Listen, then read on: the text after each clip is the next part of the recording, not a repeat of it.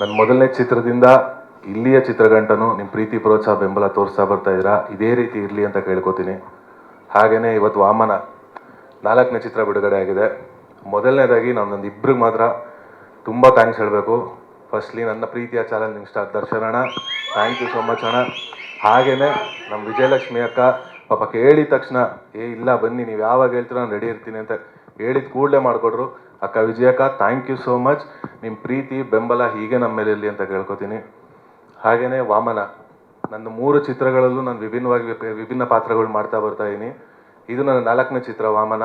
So ಇದರಲ್ಲೂ ಒಂದು ವಿಭಿನ್ನ ರೀತಿಯ ಒಂದು ಪಾತ್ರವನ್ನು ಮಾಡಿ ಈ ಕರ್ನಾಟಕ ಜನತೆ ಮುಂದೆ ಬರ್ತಾ ಇದ್ದೀನಿ. ಸೊ ನಮ್ಮ ಪ್ರೀತಿ ಪ್ರೋತ್ಸಾಹ ಆಶೀರ್ವಾದ ಸದಾ ನನ್ನ ಮೇಲೆ ಹೀಗೆ ಇರಲಿ.